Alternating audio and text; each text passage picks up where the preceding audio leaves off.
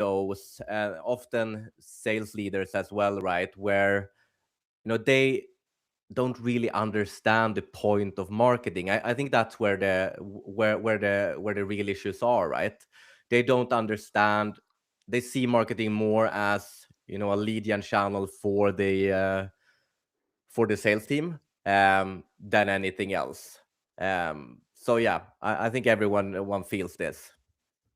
Yeah, 100%. And I think for me, having like both been on the in-house side, but then also having worked with clients for like the last 7, 8 years, it's a position I've been in. Sometimes it's really, really obvious. Like you can show very clear correlation between marketing working and the click-based attribution isn't there. And so the execs are like, well, we don't see it in HubSpot.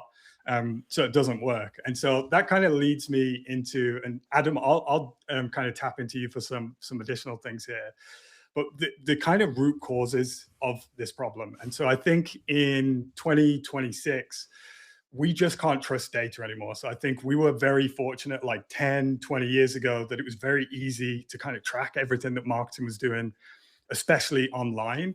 But now we're in this position where like 30 to 50% of conversions are lost just due to cookie rejection. Then on top of that, 75 to 95% tracking opt-out rate in iOS. And so that means most companies just have a big data black hole and also don't have things like offline conversion tracking or server-side tracking that can kind of help fill it, that would actually even help them get more of that click-based attribution that's getting lost in the journey. I think number two is we've this like over reliance on the kind of funnel philosophy. So it just doesn't really accurately reflect how buyers actually buy. And so what happens is that an MQL today doesn't equal revenue tomorrow. And so that completely throws off pipeline forecasting. And that's another one of those reasons that execs don't buy into it. Because they're like, well, according to the funnel, we have 50% conversion rate from MQL to SQL. So if you just get us 100 more MQLs, that means we get 50 more SQLs. And then with the 60% close rate to SQLs, that means we hit the revenue goal. But it's not that repeatable or that predictable, at least in that way. And I think the final thing for me around the problem is I just don't think we've been that good as marketers about building a narrative. So I think part of that is to do with the execs themselves, where we're going into those calls almost on the defensive or into those meetings on the defensive, instead of playing more of a kind of narrative driven, like offensive strategy where we actually are coming to those calls with everything kind of buttoned up that gives us, more confidence to actually present a more compelling narrative. I think for me, those are probably the three biggest reasons we find ourselves in this situation. Adam, is there anything that you would add there? 100%. Fun fact on number two there is that I actually at multiple companies, I started out having a commission based on MQLs, right? So I had a bonus system where I was incentivized to drive as many MQLs as possible, which was crazy. I earned a lot of money, which was great. Then they obviously realized that was not as good, so they had to change it to deals instead. And I realized, oh damn, these MQLs are not turning into deals. So I completely, I completely agree with that. And I mean, I think it's also the definition of MQLs and deals that is the problem, right? What is that really? Can we drive anything in and say that it's qualified or whatever? And then the second part, I think, which is a big problem, is kind of the BC playbook that many companies get. I mean, there are tons of companies where I've worked where you get this kind of VC spreadsheet. You have to fill in by channel. You have to fill in traffic, clicks, traffic, MQLs. Like if you have such a linear way of thinking about it, it's of course very difficult to go a bit crazy with things. Like you will put your money into Google Ads and you will put them into SEO maybe, because that's what the model, the VC model says. I mean, I think marketeers have been very, unfortunate in this situation, kind of been put in this situation without having anything to say on the topic really. And then there are certain powerhouse CMOs out there that have taken a stand against this, right? And kind of, but it takes strength to do that, I think. Yeah, it does. And I think part of that strength comes from having the infrastructure in place, one, to almost give you the belief in the marketing too, because I think that's something that kind of enters when you're not able to connect things together as well, is you can then get into a spiral where you're maybe even doubting yourself, like, is this even working? Because I can't see anything into, in HubSpot, for example. So with that, I think there's definitely multiple data sources that we need to tap into to be able to present like a full picture of the value that marketing is actually driving. And I like to kind of call it building a puzzle where each different data source is just one piece of the puzzle, and it only shows you a snapshot of what's going on. And when you find a way to actually connect all these different puzzle pieces, then suddenly you have the full picture of what's going on. So with that, let's move on to the next slide, which is talking through the pros and cons of influenced attribution. So I feel like, Adam, this one is probably best for you to talk through. This is your kind of day-to-day life, but how does influenced attribution plug that data black hole that we talked about earlier? Yeah, and like first thing I want to say is that influence attribution is definitely not a fix-all metric, right? It is something we can use to look at trends, something we can use when we have nothing else. And this was actually something I started manually stitching together this back when I was working at Execs, a company, a SaaS company, maybe 4 years ago at this point, because I couldn't prove why LinkedIn ads was working. So I had to, export all of our, deals from HubSpot. I had to export all of our LinkedIn ads data and then sit there and try to stitch them together. So that was kind of how this got started, and then obviously we created Fibbler from that. But in essence, what we do with influenced attribution is that we don't care about where things are sourced in the CRM. The only thing that we care about is, okay, we have these deals, we can see that they were created here, and then we can see that they had touch points before they were ever created, meaning some sort of influence has occurred here. And then you as a company can, of course, customize this, what that should mean for you. But as you said, like with cookies being hard, with I think 0.4% clicking on average on ads on LinkedIn today, like impressions is obviously the broadest picture that we can get. And then one can argue that it's very hard to say if it was a qualitative impression or not. And if you have very executives that are very tricky and it's hard to explain, yes, you could also run with some sort of influenced model where you are looking at clicks and engagements as well, right? It's all dependent on how you can, and I like to think of this as kind of painting a story around. Often it is LinkedIn ads that is the center of this because it's an awareness channel, or that's how I see it, and therefore very hard to prove. When you have other channels like Google ads, where someone actually has an intent, right, they search and they click onto the page and they fill out a form, then it's more linear in that sense. But for channels similar to LinkedIn, influence kind of becomes this beacon that you can at least follow if you're moving in the right direction. Like, are you increasing your influence pipeline and influence revenue over time? Then you are probably doing something right. So it's a measurement that can get both critique, but that also fills a gap where you don't see anything. So I think it's, yeah. Yeah. So I would agree with that. And I think what I like about influenced attribution is the same as you. I'm not looking at influenced attribution as the solution. And I think this is probably actually one of the other problems where I think in an ideal world, we would just have one single source of truth that could tell us everything that we need to know about marketing. But right now that doesn't exist. And I think what influenced attribution can do is when it's paired with the right other points of data, it can really create a compelling picture of what's working and what isn't working. And so just to run through a few things of anybody that's not fully aware of how influence attribution works. So essentially it kind of plugs the black hole, because what happens is LinkedIn essentially has data that's self-contained in its platform itself.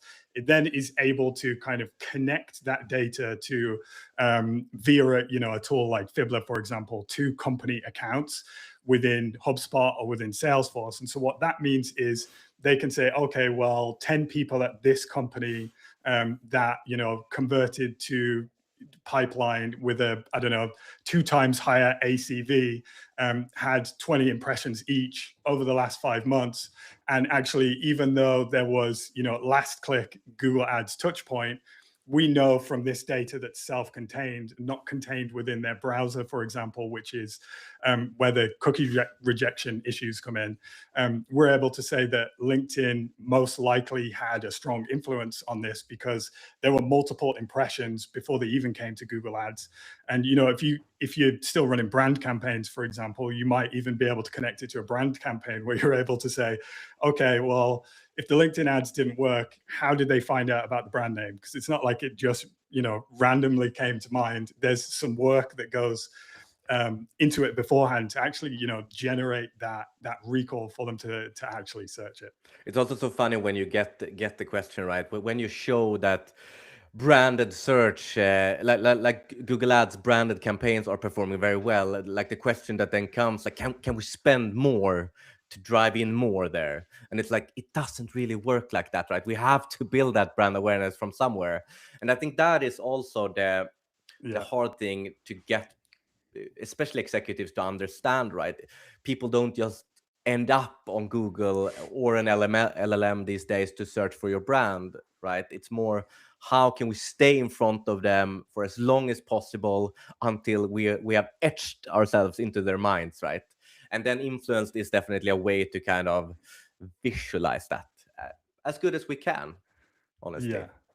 100%. And so that's a really good segue into the next slide, which is talking about how we actually use influenced attribution to actually build a compelling narrative that, LinkedIn ads, for example, that's usually the trickiest to prove how something like LinkedIn ads is actually working. And so the big takeaway for me is don't run influenced attribution in isolation. It definitely needs to be part of a more considered process. And what I've done here is pulled an actual slide from the 2025 exec report that I presented to our VP of growth, who then presented it to our own exec board. And what this has is kind of where I see the influenced attribution coming into the mix to really strengthen the story that we're trying to tell to B2B execs. And so the first thing for me, this is what I love about this one is it's annoying and very time consuming to do, but it's free, which is very appealing to a lot of marketers because it's always difficult to get sign off of additional budget, especially for, expensive MMM tools. But it's just run some sort of very high level revenue lift analysis. And so for this report, I literally just plotted out, here's how much we spent on ads in each month of 2025. And then underneath that, here's what pipeline was, here's what revenue was, here's what SQLs, MQLs, here's how many impressions we got, clicks, all that kind of data. Fed that then into like a custom prompt to just analyze, where are the correlations between the different data points that we're feeding in and, pipeline and revenue. And so for us, as you can see in this graph in front of you, like it's very, very clear. It doesn't necessarily scale linearly, but it's as simple for us as the more we put into ads, the more pipeline we have, and when we decrease spend, the less pipeline we have. It's like really, really obvious, but that on its own is still not compelling enough for an exec report because correlation isn't causation.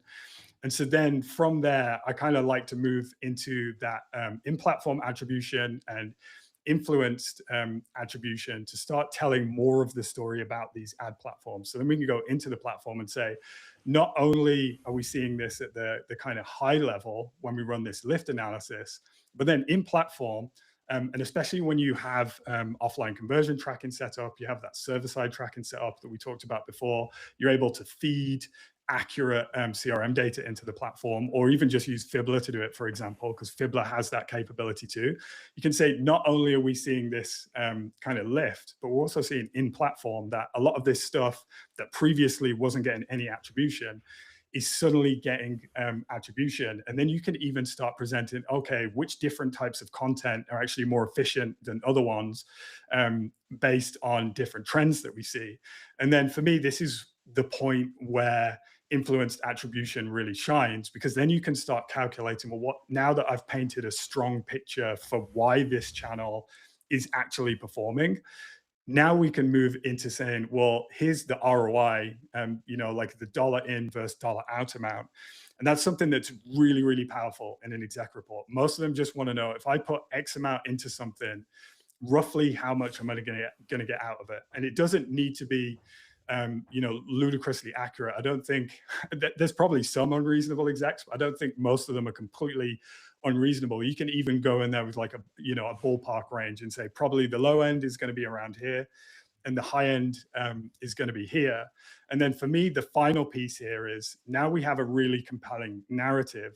The way that you can strengthen that is to validate it with testing. And so what that could look like, or an example of how that actually looked for us, is that in November, we just took a completely cold audience of companies we hadn't targeted before, ran high frequency, high audience penetration campaigns on LinkedIn to that audience. And what we saw was, with that test being conducted specifically on B2B SaaS marketing leaders, we not only had a 50% lift in B2B SaaS SQLs within that campaign, but we were then also able to use that influenced attribution to connect like 8 of those companies back to the activity that we did. And so when you put those 4 things together, that suddenly builds a really, really compelling case, because you've got a hypothesis that you've formed from lift. Then you've validated it again with the influenced attribution that strengthens the case. And then finally, you've also put it to the test. And that can give you a really compelling argument. Yeah, I really like that. I would say you are so much more advanced than I am. Now, and what I do, or what I've always done, I typically have 3 reports that I Yeah. obsess over when I run LinkedIn ads. Typically, it's always in some sort of ABM fashion, right? We have our account list, so we have kind of defined our ICP, yada yada, who we want to reach. So, and I'm typically trying to build these out in HubSpot typically, since that's where all the companies I've worked for have lived, because and that's also something I've realized. If it doesn't live in HubSpot, many execs are even more skeptical. So it helps to get it in there. So I like to look at, okay, so weekly accounts reached is one. So are we reaching more and more of the accounts we've said that we should reach? But the second one that is even more important, like weekly accounts engaged. So out of those accounts, are we engaging more and more accounts every week? That is like the best proxy there is, in my opinion, to to see revenue down the line. And then the third part is obviously, is can we see that influence pipeline is increasing week over week over week as well. So those 3 are typically my go-tos as well, to kind of look into how our like awareness LinkedIn ads campaigns are performing currently. And then obviously long term, like we want to see closed won revenue down the line, right? Because the only time you have these conversations, that's when things are not going very well. I mean, that's also, if the company is performing very well, if revenue is growing, like typically you don't have these nitty-gritty discussions with the executive team, right? It's very it's almost always when you're either behind pace or things like that, right? So we need to find, I think, leading metrics to explain why we think we'll reach our lagging metrics down the line. And I think, reached accounts, engaged accounts, and influenced is really good to do that. And then obviously lift, as you are talking about, is not something I've done a lot. I've done kind of, I've shut down LinkedIn ads. That has been my lift study. When I get frustrated enough, then we just shut it down for a month and see what happens. That's also a good way to prove that it does things. But I really like what you are saying about, if we compare companies or deals, especially that have been in our target group on LinkedIn versus the ones that have not, can we see any difference there, and like do that over time? I think that's brilliant. Yeah, for sure. And I really love that you kind of honed in on like engaged accounts there too, because I think, again, when we talk about building a compelling narrative, that's also one mistake that we can make as marketers is we go and then we say, okay, well, we've got to put 60% of the budget to brand awareness, and it's going to take time and it's difficult to measure. That just doesn't resonate with an exec. And so actually engaged accounts is one, just a really good way of measuring that the brand is growing, because the more, more accounts that are engaged with the brand, there's you can have a pretty high degree of confidence that if a company's hitting a high engagement threshold, there's probably some recall there as well. And as you say, you see the data in Fibbler, which is, the higher the engagement, the more likely they are then to also become pipeline, right? And so instead of going in there and just talking about building brand, which is still a really important activity for us as marketers to do, you can just reposition how you communicate what building brand is and just talk about it. Okay, well, these engaged accounts are future pipeline. And that future pipeline phrase, I've used that before in client calls, and marketing leaders always are like, I love that word. I'm gonna use it in more exec meetings. Yeah, and I think engagement is something when you do LinkedIn ads and when you try to do it well, it's so underrated. Like if we can't even engage with our audience, like, I mean, it's most likely not going to work at the end of the day. Like we don't obviously have a compelling narrative, and then it's very hard to even obsess over measurement if we can't even engage them in the first place, right? So I think that's still key. Exactly. So I want to jump now into the final piece that we're going to talk about, which is how to actually build a compelling narrative. And the reason that I've included this section separate from the one that we talked about previously is I do think it's really important to think of like an exec report as taking the exec on a journey as well. So it's important to put the right data in the right place so that you kind of position yourself in a good spot. And so what I've done here is I think it's always very, very important to lead with what we call business data insight. So I think if you're leading with influenced attribution or leading with in-platform data, I think they're immediately going to be skeptical from the outset. Whereas when you lead with that, high level, maybe it's an MMM like channel mix audit, or maybe it's just like a janky correlation modeling, that you run like I talked about earlier. I do think really, really important to start with those business data insights. From that point, you can then validate everything with the in-platform data, with the influenced attribution. And then what I really like at this point, again, just for strengthening the whole case that we're presenting, is, we've got the correlation to prove it. We've got the influenced attribution to prove it. Just pick out some of the biggest ACV deals or the ones that people were most happy to close, and just show them the buyer journey. So you can do this again in Fibbler. You can just go in and you can be like, this is an example of a closed deal from our own Fibbler account. And it's like, okay, well, this deal wasn't created until January 2026. It closed in the same month. But actually we can see that they started receiving impressions from cold targeting. So for us, anything labeled as demand generation is, cold targeting for us. They started receiving impressions in September, then again in October. Then it really started ramping up in November and December, probably as they were, falling into the retargeting campaigns as well. And then again, closed in January. That can be a really, really compelling way of showing someone, look, you could even strengthen this more by pulling the HubSpot data that says like direct traffic or says Google Ads source, and say, look, this was created in January, and HubSpot tells us that it's direct traffic, but actually the journey started much before that. We just couldn't see it in HubSpot. And that's also going to help them understand exactly how marketing works. And you can say that the likelihood is, based on all the other data points that we have, that they remembered who we were and how we could help based on this activity, and then that's what brought them in direct, or that's what brought them in via organic or paid search, whatever it may be. And then from there, I think also a really, really important one to add in reports that sometimes just gets missed off is it's not just about presenting insights, but also presenting the action plan of, okay, based on the data that we have available, here's what we're going to do next, and then align that to the business goals as well. And so with this stuff, you can be really pipeline and revenue focused without having to, sacrifice brand so much. And again, that's just going to be a really, really compelling case to present to execs in those meetings. I think this is great. And I mean, I love a customer journey, a buyer journey. I think it's a great way to build a story around something. And I think that's what's kind of needed to happen. I've done it multiple times at several companies now where we look at mostly closed won deals, because that's the easiest one to look at, right? So, okay, it has a source, our original source that is outbound maybe. But if we look into the buyer journey, we can see that we have been in front of these buyers for 12 months with LinkedIn ads.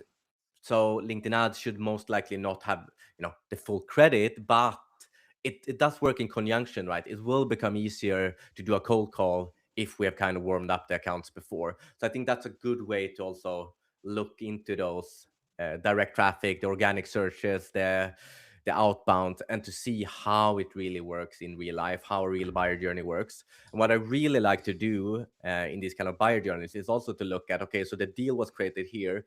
Now you have CTV ads, obviously, but if you have other ads, like, can we see that it was any specific ads or campaigns that they engaged with leading up to this deal being created? Can also be interesting in point of looking at which narratives are actually working, which kind of formats seem to be working down the bottom funnel, right? So yeah, there's multiple ways to dig into this, but I think it's important to paint a story around all of this, because that's kind of how you get executives to also understand. Yeah, 100%, 100%. Adam, thank you so much. I realize we are getting close to time. Before I just kind of wrap up with a kind of few finishing comments, is there anything you would add here that you think we've missed on the influence attribution and how to build these more powerful, compelling narratives for execs? No, but I just think it's very important to not see it as a fix-all metric, like we both been talking about, right? We need to look at multiple things. I would even add that we haven't added, like, even asking people how they heard about you, the old classical one, right? Still can still be very good qualitative wise to understand things. So see this as another layer in the puzzle for sure. But you need, as we talked about before, you need other things to paint the full story still. Yeah, 100%. I think the more data points you can bring together to strengthen the argument, the better position you're going to be when you're having that meeting. With that, I just want to thank everybody for joining. A few quick final shout outs. So Adam mentioned he's going to be offering a 60-day free trial to Fibbler to all attendees. So we're a little disorganized and we didn't get the landing page ready. So if you just drop him a DM on LinkedIn to take advantage of that. And then at KlientBoost, we're also going to be opening up 10 spots for a B2B pipeline sprint. And so what we'll do is take over your ad channels for 90 days, and then we'll be using Fibbler to build a report that proves marketing is working. Same thing again, too disorganized to get the landing page ready. So drop me a DM on LinkedIn if you'd like to learn more. With that, thanks everybody for watching.